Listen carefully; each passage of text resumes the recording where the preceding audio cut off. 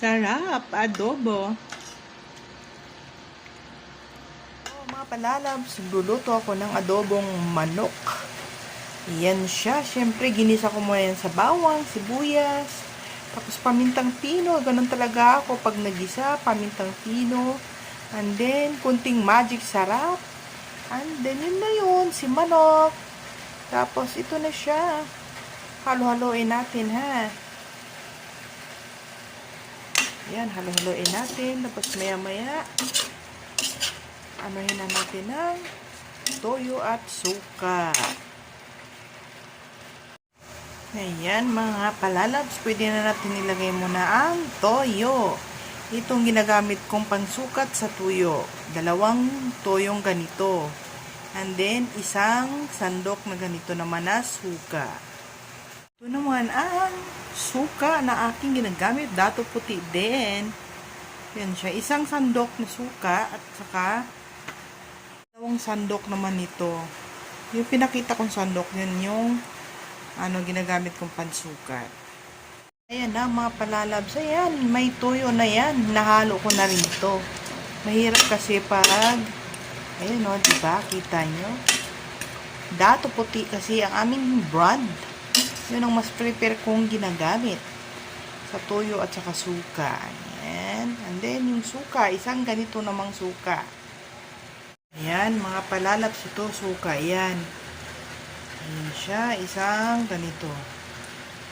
And then, hayaan lang siya, wag takpan. Hindi ko muna siya ihahaluin. Hayaan lang siya. Pag kumulo na at medyo umano na yung suka, naluto na, kumbaga, saka siya haluin. Ganun ako mag-adobo.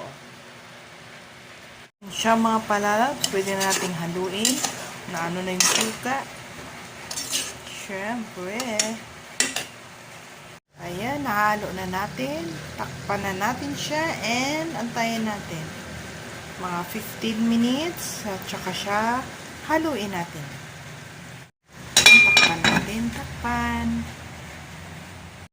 Ayan na, mga palalabs. Haluin na natin para medyo mag-ano naman yung kulay, magpantay. Diba? And then, maya-maya titikman ko to. Kung tama lang, pag kailangan kasi na medyo maalat ang konti at may kunting asim na matitikman. And then, optional yun palalabs kung gusto nyo lagyan ng sugar. Ako kasi nilalagyan ko siya ng sugar. Hindi ko maano, pero mas medyo mayami. Masarap siya. Ayan na siya mga palalabs. Lalagyan ko na siya ng sugar. Ayan na siya. Ito si sugar. Yung iba, ayaw na may sugar. Ako kasi nilalagyan ko na yung sugar. Ewan ko, mas masarap. At saka kasi, pag ako nagtimpla, medyo may kunting alat, and then may kunting asim. Saka ako siya nilalagyan ng sugar. Pero pag hindi naman kailangan ng sugar, yung tamang hindi naman maalat, yung tamang sarap lang. Yun lang mapalalabs. Yun, hahaluin lang natin to, ha? Ayan, haluin na natin to. Ayan siya. Diba? Tama lang yung sabaw, hindi masyadong lunod.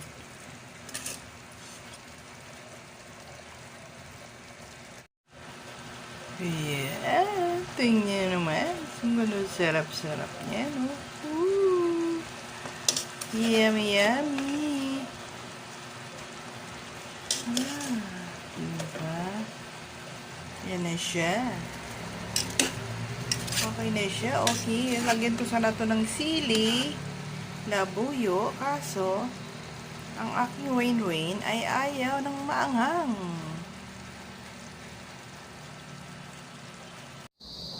Ito na ang aming adobo.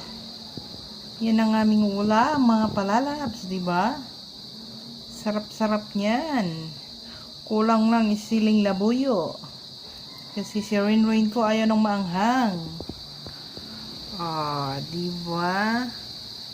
4 na piraso kasi 2 lang naman kami kakain. Diba, diba, diba? Sarap-sarap niyan. Yun na siya, mga palalabs. Ayan. So, may kanin na siya.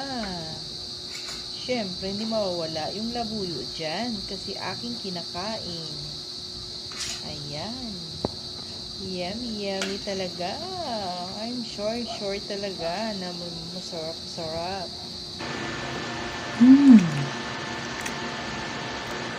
Sarap, adobo.